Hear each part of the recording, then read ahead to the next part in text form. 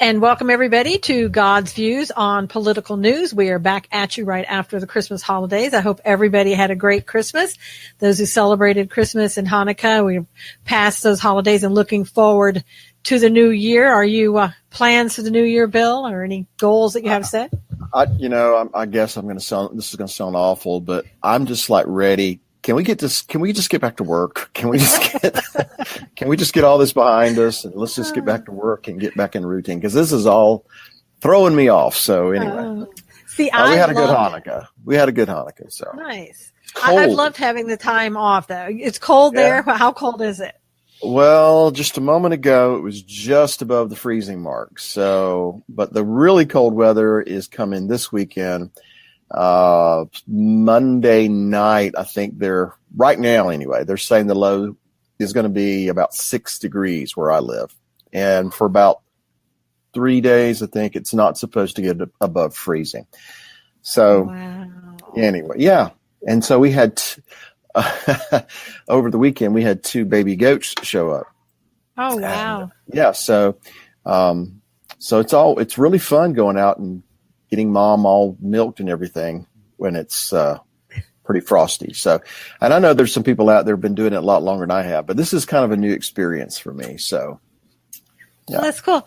Well, it's a below freezing here in California. It's a little bit below 70. So, it's supposed to be in the 70s today, but that's like you anymore. For us, it's like, oh my God.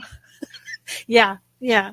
So Monday you were in shorts, right? Oh, I'm in shorts now, and I have the fan going above. I'm sure of it. I don't like you.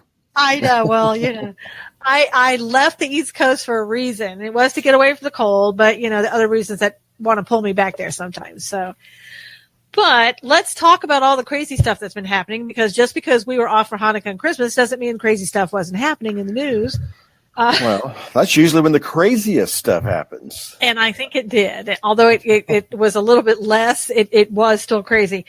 I want to start with one. This is a Formula One driver, race car driver, who's he's British. His name is Lewis Hamilton. I don't follow racing, so I don't really know much about him. But what happened was, I think it was yesterday or the day before, he made a mistake, Bill. What he did was he was filming his nephew, a little boy, probably, I'm guessing 4, maybe somewhere around in there. And the nephew was dressed in somebody had given the nephew for Christmas dress, shoes, and accessories for a princess dress, complete with a boy, complete with a wand. And the Lewis Hamilton was filming this little boy with his little dress on and his wand. He said, "Why are you wearing a princess dress? Is this what you got for Christmas?" And the young boy giggled and shook his head yes in response to the famous uncle. And he looked at the boy and said, "Boys don't wear princess dresses." And the little boy just kind of giggled and ran away, type thing. So the left it went crazy, telling Lewis, "Shame on you for doing what you did." Your comments, your thoughts. Let me. So the little boy's wearing girl stuff, and the uncle says, "Princess, that's girl stuff, right?" Well, I don't know. I mean, depends on who you are, I suppose. Well, in my world, princess stuff is girl stuff. So he says, "You shouldn't be wearing girl stuff." And then the left freaks out. Well, I'm not surprised at that. Okay. Look, kind of put it in perspective. Monday on AMC, it was all John Wayne all day. So I watched John Wayne movies. So I'm coming fresh off of that. Okay. Well, to be quite serious, I mean, it's ridiculous that my understanding is this guy's kind of joking around. He's not berating the kid or anything like that. Right. But for the people on the left to say what they're saying isn't any surprise. It's just, once again, we see that they have an agenda to push, and that's to blur the lines between the truth and what's a lie, between what's right and between what's wrong. what gets under my skin, even, or at least as bad as their ridiculous comments about his comment, is the fact that he felt he must apologize for this, that he did something wrong by saying, hey, you're a boy, you're not supposed to wear girl stuff. I wish we could get to the place where people of notoriety, influence, and I know that there are exceptions to this statement that I'm about to make, but it seems like anybody who's got a name, who says something, they say what they mean, they end up apologizing for it because people rake them over the coals for it. I wish we could get to the day that people say what they mean and mean what they say. As the Messiah said, let your yes be yes and your no be no. Anything other than this comes from the adversary, he said. So my position, I guess, is clear as far as, yeah, guys should wear guy stuff. Girls should wear girl stuff. In fact, the Bible actually addresses this issue and says that men should not wear those things that pertain to a woman. That's going to fluctuate, I'm sure. I know with cultures, there are things that men wear in a different culture that I wouldn't wear in our culture. I understand that. But when you're in a culture that princesses have wands and tutus, I don't think boys should be wearing them, period. And I don't disagree with you at all. I mean, but I know. When you're looking at this, I'm going to play the adversary now here. When you watch the people come down the runway in New York, in the fashion world, they are now men are wearing what traditionally was women's clothing. Women not so much wearing the men's clothing, but it's more of, men changing into women, becoming, and I really have to go back to what I see as a political movement that is going on in this country right now. And it's really obvious. And that is feminism trying to change men into women, with this whole movement of the Me Too movement. While some of it is real and there are victims in it, I look at it as this is a way to, I don't want to say degrade men, but sort of minimize men. I would say it's trying to degrade men. Okay. Speaking as a man. Speaking as a man. And I think there's a real movement afoot. And I've said this before and I want to keep saying it because I want all the men to wake up. I know a lot of them are awake. This is a movement. And don't for 1 minute think that this isn't the next agenda to get rid of or minimize men.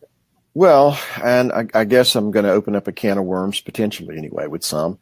In the last, decade at least, it's like if you're white, that's almost, you're a freak of nature in the eyes of some people. You should be ashamed of being white. Again, in the eyes of some people. And now it's, if you're a white man, you should be ashamed of this. Somehow or another, you're just guilty. And what is, I don't guess it's too much of a surprise, but it is kind of crazy to me that a lot of these feminists are just basically, if you're a white guy, you're guilty, period. You contribute. I think it was Jodie Foster, the actress, who basically made the statement that every man has contributed to this problem, that, the Harvey Weinstein thing and the Matt Lauer and all this kind of stuff, that every man is guilty. Every man's complicit simply because you're a man. Sorry, I don't receive that. I reject that. But you're right. It's a movement. It's an agenda.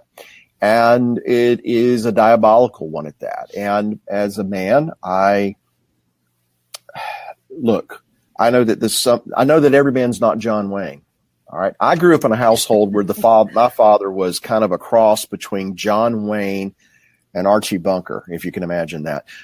But, he instilled in his sons that, there are certain qualities that are expected of men, and not just rough and tumble, but to be the kind of men that you take care of women. You take care of your wife. You take care of your daughters because, and I hope you won't get offended at this, in some ways they are the weaker sex and that you should take care of them. I'm not saying that women can't do things. I'm not saying that. I'm just saying the way that God set it up is that men were supposed to take care of their wives. Men were supposed to take care of their children and their families. And they were to be the ones to protect, to defend them, to provide. And this agenda is really trying to undermine that whole idea. You know? Well, and it has been, and from some of your points, looking back, feminists have for a very, very, very long period of time. It did start out where it was men that were the problem. And then white men were the problem. And that's where we get today. Even this is still being pushed by the feminists. This is where we get white privilege. This is basically how it all started. And they have come back, meaning the feminists have come back with a vengeance because they didn't do so well, years ago. And they've come back now with this new agenda, and it is reaching far beyond just everyday life. It's going into our politics. And that's just why I say too, we're going to see more and more women coming into the political realm of things because this is what is wanted. It's not, we want to get rid of men, but we got to have a reason, right? And we found a reason. The Me Too movement, we found a reason. Well, I want to make sure I'm clear on something here. I'm not one of those kind of guys that, thinks the women should just be barefoot and pregnant and that's all they're good for. I don't think that way. And if you knew my wife, you would know that I don't think that way. My wife is as strong a person as I've ever encountered in my life. But I do believe that there is this trying to emasculate men. Is that the right term? That's the right term. That's the polite term, and turn men into this soft little gushy thing that, just is wishy-washy. And I can't stand that. And it is not just a political thing. It's a spiritual thing. Everything has its roots in the spirit world. And from the very beginning, God established it that the woman was to walk by the side of the man, that they were to be one flesh. But he definitely gave men certain attributes and responsibilities, I believe, and he gave women certain attributes and certain responsibilities as the two walk together as one. And so feminism at large has tried to just eradicate that, to destroy that, and to even reverse roles in some situations. And I will fight that tooth and nail. Now, Nancy says, I agree with you about gender appropriate clothing, but just putting this out there. Remember back a few centuries when men wore wigs, long robes, and face powder? Just putting that out there for the sake of argument, but I do agree with you, LOL. And that's true. We talked about that. Right. I said that, culturally, there are things that, well, like you said, a couple of centuries ago that men would do that was considered to be normal in that situation. But today, if a guy walks up to me wearing a wig and a powdered face, he better not get too close. That's all I'm saying. Well, and the thing of it is, I guess what I dislike about things like this, where the uncle doesn't want the nephew to dress in clothing like that, is the fact that there, as you said before, that there has to be an acknowledgement by the uncle that he's wrong. That somehow that him having that belief is wrong. For me, I'm more in live and let live. I believe that, as long as you're doing what you're doing over here and you're not bothering me and you're not trying to make me live your life, you can go ahead and do it. It doesn't mean I have to have your beliefs, but I'll let you live and do what you want. And, to a certain extent. Yeah, I understand what you're saying. Yeah. And I feel the same way. I'm not going to go to your house and tell you how to live. Right. As long as you don't come into my house and tell me how it's supposed to be. That's the problem. It's today I'm coming into your house and I'm telling you how to live. I'm telling you what you should believe. I'm telling you how you should treat people. Now, the Christians out there, who believe that this is wrong, that you shouldn't be, a boy wearing girls' clothes or vice versa. and the reasons in the Bible why this isn't, shouldn't happen. They're being told you are not allowed to have that belief. They're being told that somehow you are degrading people, you're putting people down by having that belief. And it's not true. So I'm wondering, I didn't see too many Christians coming out on Twitter defending this man and saying, look, you can believe whatever you want. This isn't biblical. We don't believe it. And there's nothing wrong with the fact that we don't believe in it. And it may, going beyond this little boy in his dress. I mean, well, yeah, people maybe should have done that, but they would have looked kind of foolish, to be honest with you, doing that after he goes and apologizes for it. Mm-hmm. So if I'm going to get behind somebody and support them, I need to know that they're willing to stand for what's right and what they believe, regardless of what their opponents are going to say about it. So that goes back to, when these people make these statements, if that's truly what they believe, then they should say, no, this is what I believe. This is how I see life. I've seen little boys and, pick up dolls and play with them and such, but you don't get on to them for that because it's just a passing thing. They're kids. But as they grow, they develop, typically, they gravitate toward those things that a boy would be interested in, and a girl would be interested in those things that girls like. That's the way God made them. I mean, years ago, Alan, he's 14 now. He was, 5, 6, something like this. And he's drawing pictures and he's coloring, and the pictures are, soldiers and guns and fire and explosions and things like that. And my wife sees this and she goes, look at this. Look at what he's drawing. Doesn't that bother you? Why is he drawing these things? Is he okay? I'm like, he's a boy. That's what boys do. Boys light things on fire. They blow them up. They like to shoot stuff. I mean, I'm exaggerating a little bit, but that's what boys do. But I can tell you, if he were in California, he'd be locked up right now. He would have been suspended from school and wouldn't be coming back. I totally agree with you. Well, I'm just saying that God made us with these certain inclinations, and when we have a political movement that tries to erase those boundaries, basically what they're saying is, A, we don't believe in God, and or we don't believe God's the final authority in these things. So, or God is wrong. God said it, but God's not right. And Christopher is saying here, Bill, I must say first and foremost that you are a vessel being used by Yeshua, and you are a great example to a true God-fearing man. I agree with you. They are attacking a man as a man, especially a man as you and I after Yeshua's heart. We must stand up at all costs. We must set ourselves aside, stand on truth.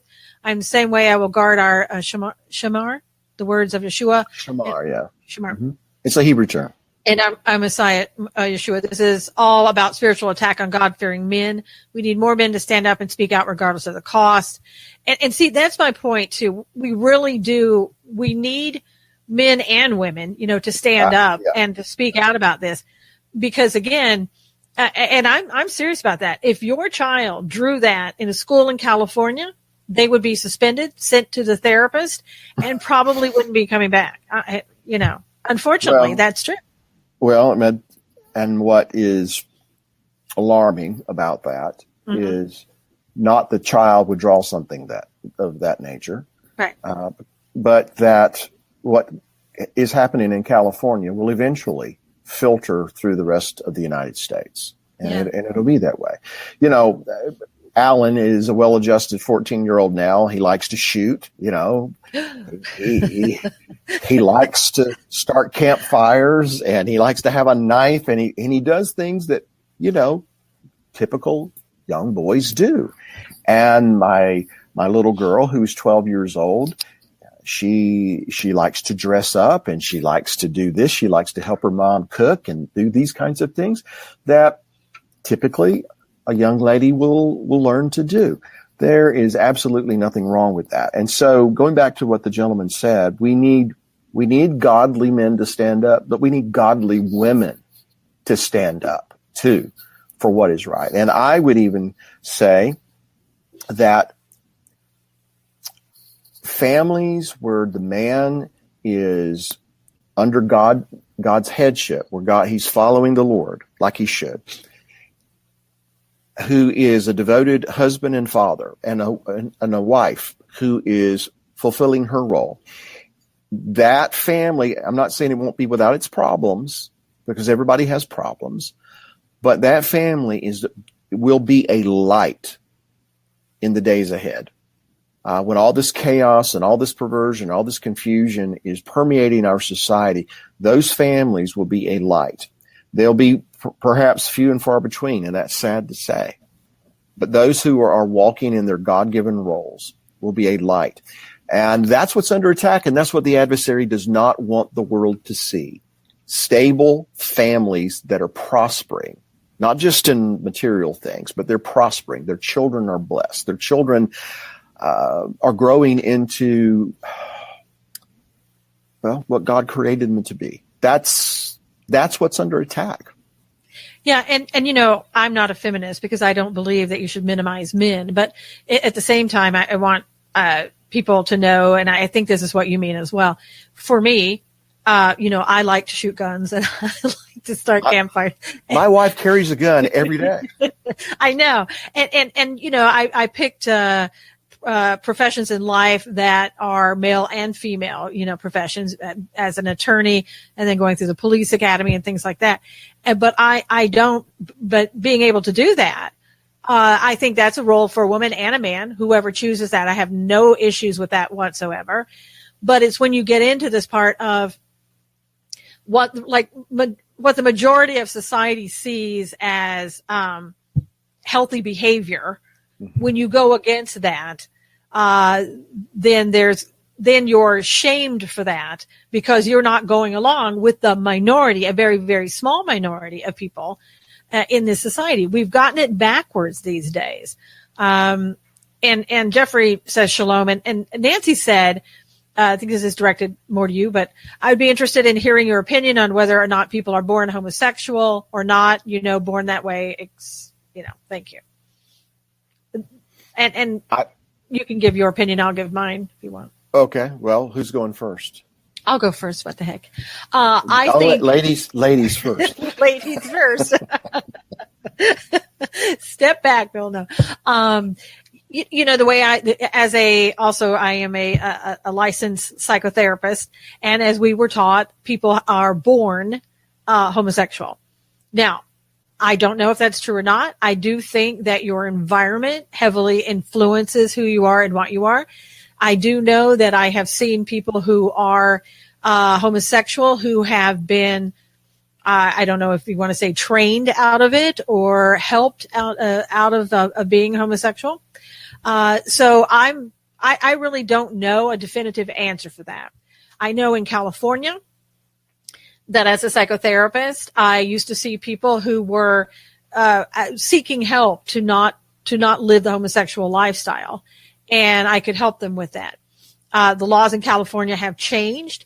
I'm not allowed to help them with that anymore. My turn? Yes. I do not believe people are born homosexual. As a matter of fact, I don't believe people are born heterosexual. I believe when God makes man, he makes them male and female.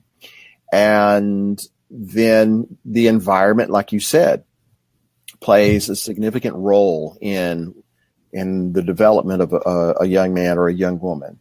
So in the ideal situation, a young boy, a young girl is growing up with a father and a mother who are fulfilling their roles. And they see the pattern before them. And that's backed up by what we are told in Scripture. I believe that sometimes things are introduced into our environment, and I know some people would have a hard time with this, but I believe that everything that happens physically, there's a spiritual background to it. And so things are introduced into our environment that are spiritually related. And if people indulge in certain things or they open themselves up to certain things or certain way of thinking, those spiritual tentacles can take hold and, alter our environment. Or maybe you're growing up in a household where the father isn't there and you're surrounded by all these women and such. And I think that can alter a young man's environment, where he doesn't have that strong father figure there. I realize that's not, every situation. I'm just saying that if God made us homosexual, why can't we argue that God made us a murderer? Why can't we argue that God made us a thief? If God made us this way, it seems to me that everything that is outside the boundaries of Scripture is a learned behavior. There are men I know who struggle with lusts, whether it's porn or just, looking at other women, they struggle with that. And so they'll talk to a pastor or they'll talk to someone like me, to be accountable, help me with this, help me pray about this to try to overcome this. Well, likewise, there are people who've had other issues, drugs, alcohol. They try to overcome these things. And so homosexuality, as far as I'm concerned, is not something you're born with. It's something that somehow or another was introduced into your environment. You were weak to it. That's a sensitive area for you, and you may struggle with that. But it's outside of the boundaries of what God tells us or how God tells us we're supposed to live. So I don't think you're destined to live a life as a homosexual. You may struggle with it for the rest of your life, but I don't think you're destined to be a homosexual or a lesbian. I just don't believe that. And Nancy's saying, what about an overpowering father demanding and make a child feel inadequate and a failure? Can that lead to homosexualism for a small boy? Yes, I've seen it happen. I've seen it happen. Now, why that can lead to that, I don't know. I don't pretend to know. I'm just saying that I don't believe a young man or young woman is born that way, or homosexual. I don't believe they're born inclined to go after the same sex. Something has happened. Something hasn't been there that should have been there. Something was there that shouldn't have been there. And these things shape their mindset. And those, one thing leads to another. That's what I believe. Now, I'm sure that there would be scientists and different people who are professionals that would, totally discard that. I'd still believe it. I don't believe God created us with an inclination to rebel against him. I believe God created us, and it is our choices. We can grow. Let me just throw this one last thing in here to further my point. We can grow up in the worst of environments and still make the decision not to live that way. I'm married to a lady who grew up in a really awful environment, but she made the decision not to repeat this. And she made the decision to turn to God to help her to overcome this and come out of it. And she did it. So people can't tell me it can't be done. I live with someone who's done it. Yeah, I'm not talking about homosexuality, by the way. I'm just talking about a bad environment. Yeah. Right.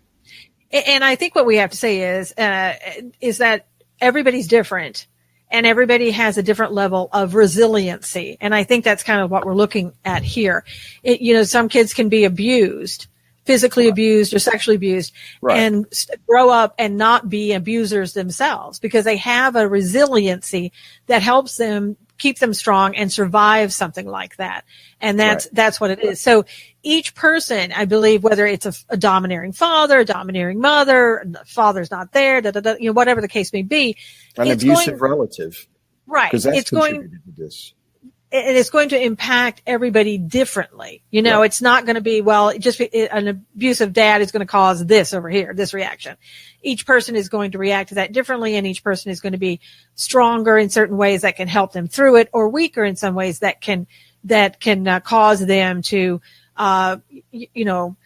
not get through it as well as somebody else. So I think you have to look at each individual person and then decide on that, what's going on.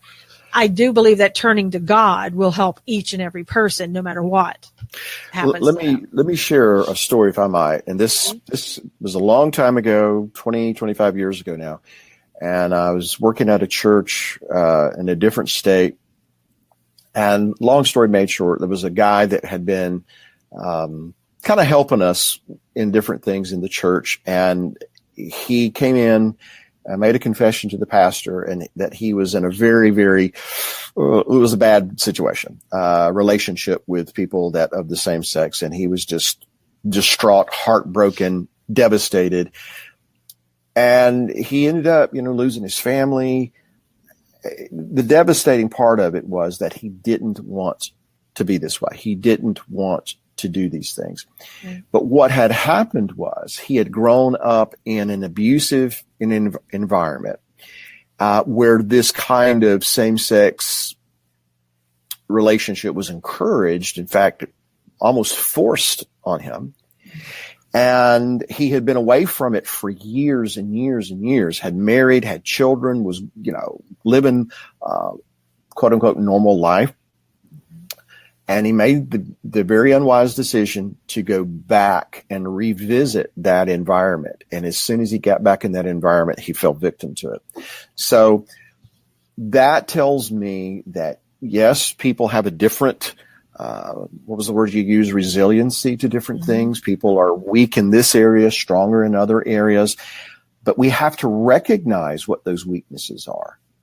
We have to realize that they're there, not pretend they're not, and be a good general, and don't allow your weaknesses to be exploited by the adversary, because that's where he's going to hit you. That he's going to create a scenario that's going to hit you where you're weakest. And you and I and everyone who's trying to live right have to avoid those situations at all costs, because we're still in this carnal flesh. We're still in this mortal body. And anything we've opened up the door to in times past, it may leave us for a while, but it'll come knocking again, and it'll see, can it find an opening? So anyway, that's just to speak to people are weaker in some areas than they are in others. Well, and also I think, parents play a huge role in what happens with their child, because, with this boy that we were talking about with the little princess dress and things of that nature, some people may find that that's absolutely, there's no problem with it, and they'll let him do it, and that'll be okay. And he may go and be a healthy male, as he grows up. But then you have the other people, and I see this more with Hollywood, whose parents say, well, they started having tendencies, like let's say a boy having tendencies to be a girl, or a girl having tendency to be a male. And so we went ahead and we had them go through a gender change, at 9 years old, at 10 years old. Number one, whatever doctor did that ought to be sued and thrown out of the country. But for somebody to do that, to lead their children in that kind of way, can be very destructive, to a child that doesn't have a choice of their own to make, but is relying on their parents to make the right choice for them. And their parent looks at it as, well, you need a gender change. Your thoughts on that? Well, first of all, those parents are idiots. They're not even, I wouldn't even call them parents. There are people who have had a child together, because this is why I said earlier, I don't believe a child is born homosexual or lesbian or even heterosexual. I believe they're born, and they're either a male or they're a female. And God has given that child to that man and that woman to be stewards of, to train them in correct behavior, to train them and be an example before them of how you should live, how the husband should be, and what kind of a father he should be, how the mother should be, and give them an example to learn from so that they repeat that. Now, that's the way it's supposed to be. And ideally, that male child is going to grow up, and he's going to repeat what his father did, in that ideal situation. And the girl is as well. But now we've got an environment that blurs the lines. It's okay if you want to be this. It's okay if you want to be that. And if you say something and you're shamed, you apologize. Oh, I shouldn't have said that. That was insensitive. And you've got confusion. And so all these children are growing up in this environment. And now we've got parents who are saying, well, they had these tendencies, so we just went with it. Look, a little boy will put on his mother's shoes. You know, a little girl will go in and, pick up her dad's shirt. They're children. That's what children do. Parents are supposed to, as they grow and mature, say, no, this is what little boys do. This is what little girls do, notwithstanding that some women are going to grow up and they're going to go to the police academy, or they're going to climb trees with the best of the boys and all this kind of stuff and shoot guns like my wife. But they still function in the role of wife or husband, whatever the case may be. They still function in the role of mother and father, giving that godly example to their children to emulate. Now, Amanda says there's a growing online community of ex-transgenders who have been delivered from the sin and are helping to get others the resources needed to turn from that lifestyle, and are sharing how Yeshua Jesus can help them change back to their birth gender and live as God made them to live. And Christopher was saying that, he couldn't agree more. He used to have some issues with lust issues, and he's an ex-drug dealer, and he's had a rebellion against God, and then how he was helped. It took 20 years of addiction, lust of the flesh, and 7 years in prison to realize that I was looking for the Creator. And a lot of people have gone through similar things where they have a void and they don't understand what that void is, and that void is God. And it could take some people, unfortunately, a lifetime to find that out. Some people it does. And unfortunately, some people never do, because you've got culture telling them that rebellion's okay. Yeah. And you've got people who are in a parental scenario encouraging their children in this rebellion, even though they don't acknowledge it as such. And I'm going to go one step further with it. And it's because, unfortunately, so many families are wrecked and are not providing children the appropriate example. There is no perfect family. There's no perfect father. Ward Cleaver doesn't exist, except in fantasy world. Andy Griffith used to be I'd look to go, the TV show and look at Andy Griffith. It's like, wow, why can't I be a dad like Andy Griffith? Come to find out, Andy Griffith was a lifelong Democrat, liberal, all this kind of stuff, who, well, never mind. The point is, we have this television world idea of what life is supposed to be. And then we have reality. It's the Bible that sets the standard. That's what we need to be looking to. Well, and I think, even just having this discussion, it's very hard. We have to, in a little bit, in some ways, choose our words, what we're saying. Used to, you could say, no, girls need to be girls, boys need to be boys, and no problem. Today's society, when you say that, you're automatically looked at as you're doing something wrong. And in a world where people are, there are people raising their children now to be gender neutral, so that this will start to become the norm rather than boy and girl. You're born with parts, and it's certain parts, and that's who you are. But that's not how society wants to view it anymore. And also, I think what's difficult for the feminists, and I've never had this problem. I am who I am. I don't have to look for other women to be my role model on who I want to be. Right. I can be as strong as I want to be, or not as tough as I want to be, depending on what I want, and what I feel my role is. And I think feminists think that you have to make someone else, like a man, make the man look at you and think that you're this, that, the other. And it's like, no, just be yourself, and right. men will be themselves, hopefully, and it'll all work out. Right. But it's trying to make other people see you as a certain whatever, and that feminism, I think, does, is wrong to me, and it's something that I've never adhered to. And like I said, I've gone through the police academy. I've been as strong as I've wanted to be. And I've never said, oh, well, I'm a feminist and I'm better than men because I do that. I'm just doing it because that's what I want to do. That's what you want to do. Yeah. Well, when I first met Beth, my wife, I was going to take her out shooting one day. And so I took her out. We were just dating at the time. And I set up some bottles or cans on a fence rail, and I got her, and was trying to tell her how to hold a pistol and all this kind of stuff. And this is how you shoot. And all of a sudden she goes, bam, bam, bam, bam. And she hits all those targets. And I'm like, okay, lesson's over. For you. Right. So I learned real quick that, she was not some passive little wallflower. Exactly. She's not some dainty little frail woman who can't take care of herself. But even acknowledging that, she still wants me to be the husband. She still wants me to be the father. She still wants me to lead, and not be some little pansy. Sorry. Oh, yeah, pansy. Okay. And lightweight. We have a relationship where she is who she is. Yeah. But she's still a wife, and she's still a mother. But I also think, on the other hand, and this is another thing that feminists have a hard time with, if she wanted to live her life as a weak, dependent woman that has to have you do everything for her, that's her right to do that too. That's right.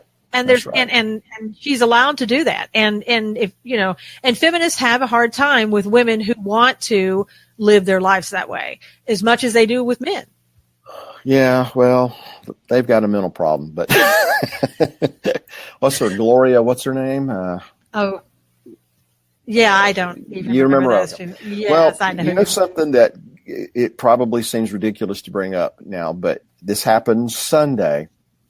When that doe that we had gave birth to these two kids. They were both boys. And when the first one come out, the guy that was there helping me, he held it up and he said, "This is a boy." He didn't have to think, I wonder what gender it's going to be. Yeah. And when the second kid come out, and he's like, "Well, it's a boy." And immediately Steinem, thank you. Yes. Immediately that mother goat started taking care of those kids. Instinctively started watching over them, protecting them, cleaning them up, and, nursing them. She did that instinctively because that's what God made her to do. And so mankind tries to blur those lines and make those things as if they are not. And I guess we're running this into the ground, but we have to be the kind of people who resist that kind of political pressure to make their world the way they want it to be. We have to stand in opposition to that, to give, with God's help, the best example we can of what a family is supposed to be. Well, and kind of on that note, in talking about this, there's another thing that's going on that I don't even know how to explain this too well. But there's a college in Pennsylvania called Swarthmore College, and this is a college that is run by Quakers. Now, I guess my idea of Quakers was a little different, and who I thought they were. So I want to, in case people are thinking like me and they don't know who Quakers are and what their beliefs are, I just assumed, wrongly, that Quakers were Christian. Quakers use many words to describe the divine. Some Quakers have deep Christian roots, they say. Some consider themselves Christians and some do not.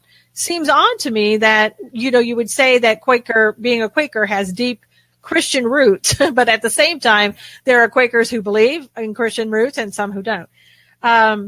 Many other Quakers draw spiritual sustenance from various religious traditions, such as Buddhism, Judaism, Islam, Hinduism, and the nature religions.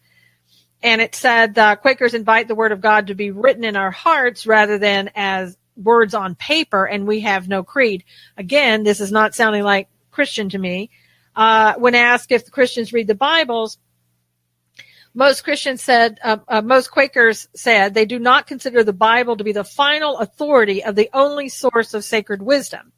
We read it in the context of other religious writings and sources of wisdom, including the light within and worshipful community discernment. Some Quakers have little interest in the Bible. Now, I say that to say this. There's a college that is offering a course. It's on queer theology. And Todd Starnes from Fox News is the one that broke this story. It says that what they feel is that they have hopes of disturbing the traditional beliefs about God. This college is a Quaker college. The course there are two courses, one in queering the Bible and one in queering God. Queering the Bible surveys queer and trans readings of biblical text. And also there's the class questions the sexuality of God. And kind of what we've been talking about here, saying queering God, feminist and queer theology is the name of the course. Again, that feminism in there, and I'm telling you, we've really gotten off course with the feminism here. The course description says God of the Bible and later Jewish and Christian literature is distinctively masculine and definitely male, or is he? ? And if we can point out places in traditional writings where God is nurturing, forgiving, and loving, then does that mean that God is feminine or female? Your thoughts? All right. First of all, God is spirit. He's not like us. Messiah said that God is a spirit, and therefore he must be worshiped in spirit and in truth. But it's also the Messiah who continually refers to him as Father, our Father who art in heaven. I and my Father are one. Never calls him mother. Now, that being said, God is the origin of all things. He created mankind, male and female. So masculine attributes originate with him. Feminine attributes, or what we would consider to be feminine attributes, or originate with God. Everything goes back to God. But to say that God is female is, in my view, ridiculous. Unless you're going to balance it out by also understanding that God is strong, he's decisive, he can be pretty harsh when he needs to be, that, and bring correction to his people. In fact, there's an old Jewish adage that goes something like this.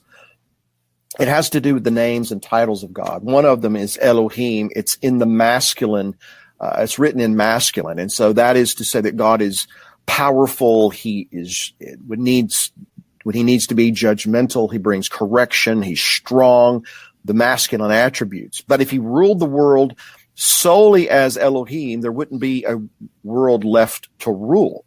So he has to balance that out with compassion and mercy and long suffering and things like that, things that are conveyed through his Hebrew name that is written in the feminine form. Not to say that he is a female, but it's written in the feminine form. And so he rules the universe in a balanced manner. He's both strong and compassionate. So in mankind, what did he do? He invested a lot of that, the strong, powerful, corrective attributes. He put it in male, but the nurturing, the compassion, those kinds of things, he invested a lot of that in women. Not that women can't have the one and men can't have the other. It's just that generally speaking, that's the way the world works. So everything originates with God, both what we would consider male and female, but never is God referred to as mother. Never is God referred to as anything other than something that you would ascribe to male, even though I'm not saying he's a man. So I hope I'm making myself clear here.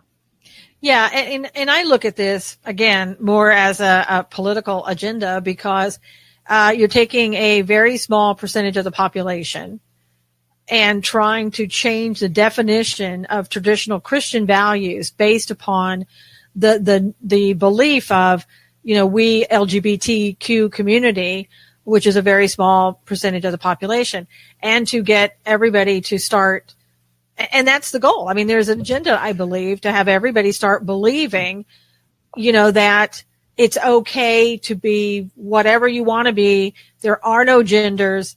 really there is no God if you look at it that way. Well, Because I mean, why do you need God? That's exactly the point, I think, Mm-hmm. in all of this. I think when I read in that article about this particular school that the course was described as an attempt to dismantle, I think was the word they used, these interpretations of the past, how things were interpreted. I mean, I don't know. It's kind of hard to see how when you read, and God made them male and female, that you can see anything else in that. Yeah. I don't think that's some stretch to say that God made male and he made female. But they are attempting, they say, to dismantle these kinds of interpretations, which is, as you've just pointed out, if there is a God, he was wrong. Mm-hmm. And we're here to right what we consider to be wrong. And we're here to undermine his authority or to supersede his authority. And this is the track the world is on. And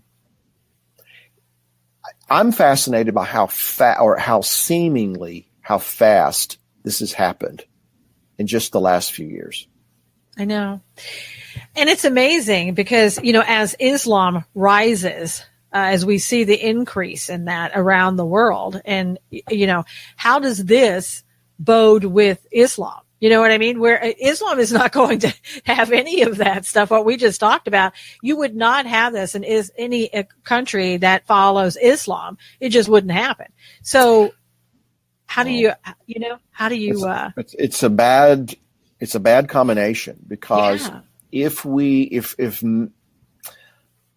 the general male population is emasculated and becomes effeminate, and I don't necessarily mean homosexual. I just mean effeminate, soft, gushy, mushy, and all that kind of stuff. And I'm not going to be the stereotypical male.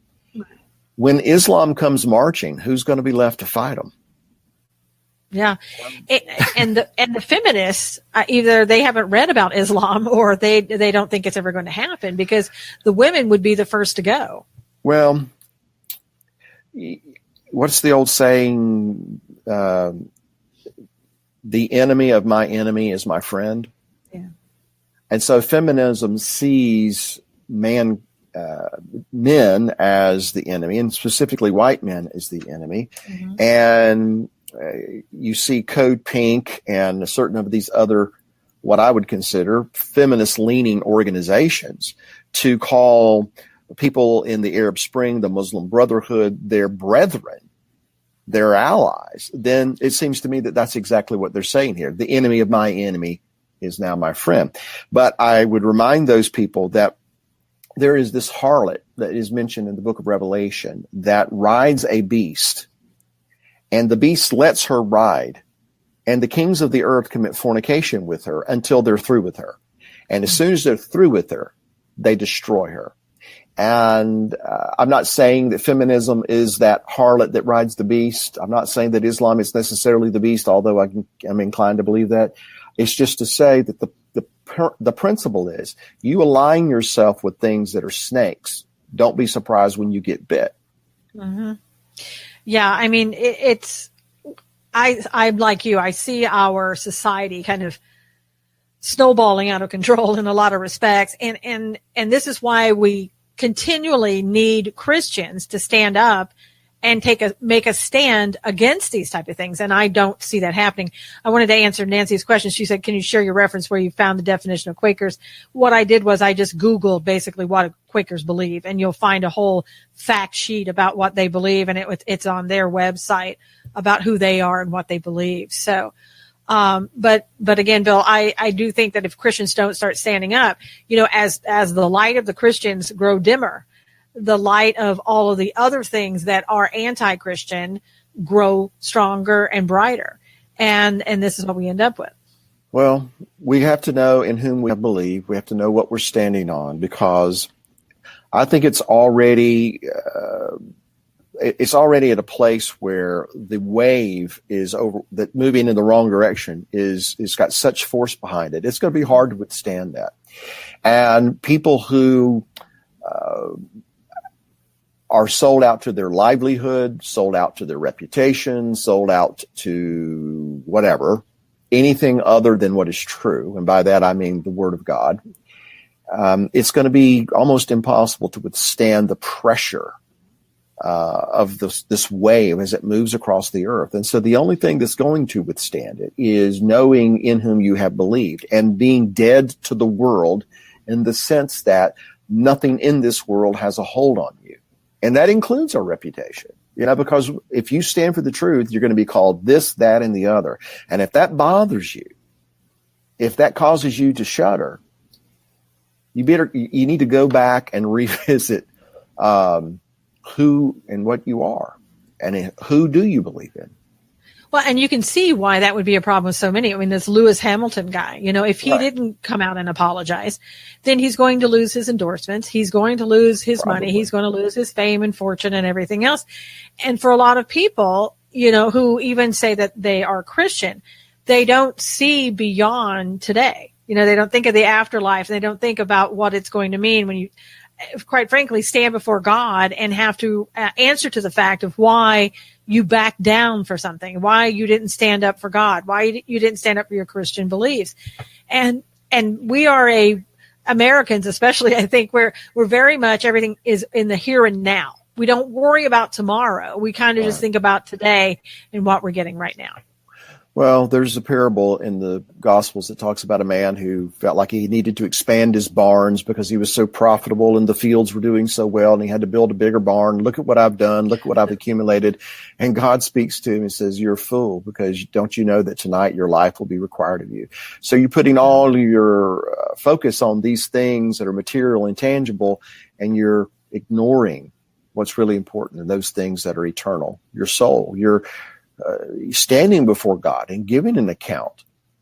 I tend to believe, Susan, a lot of these things that you and I talk about, God allows them to happen. Not that God creates them, not that God even condones them, but God allows them to happen in large part to see what you and I are going to do, to see how we're going to respond, how we're going to live our lives, how are we going to allow it to affect us. I absolutely agree. And I think that it's testing, like you said, testing a lot of people to see what's more important to you. Is your money your idol, or is God who you look up to and who is important to you and who you are here for and who matters to you? It's not man's law, but God's law. And it shouldn't be your fear towards man. It should be your fear of God and what you're going to have to answer to. And I think God is testing people to see, is money more important to you, or am I more important to you? It's a hard decision for some. Yeah. Well, there's a passage in the book of Revelations in chapter 12. It talks about a remnant of people who overcome the adversary. And it says they did so by the blood of the Lamb, the word of their testimony, and they loved not their lives even unto death. In other words, they were completely sold out. Yeah. Those are the ones that overcome, which leads me to think that those who aren't completely sold out don't overcome. So it's just to kind of tag on to what you're saying. Well, I think, today's conversation, again, it's a kind of a difficult one to have, because a lot of times people don't want to have to think about this. They don't want to have to make a decision. They don't want to have to publicly make a decision. And fortunately or unfortunately, in the world that we live in today, I think more and more of us are going to have to come out and going to have to make that public decision one way or the other. Right. And be prepared to withstand the onslaught and the accusations that will certainly come. You read something, I know we're short on time, but you read something when we were talking about the Quakers, that they do not, or certain Quakers do not see the Bible as the final authority. Right. Therein lies the problem. Exactly. And that's everything we've talked about today. That's the problem right there. Yeah, that's the problem. Well, we are out of time. I want to say to everybody, have a great New Year's. We will be back next Tuesday at this time. We only changed it because of the Christmas holidays and I wanted an extra day, but we will see you on Tuesday after New Year's. Thank you for being here today. Thank you for your comments. God bless you. Take care. We'll see you again next week.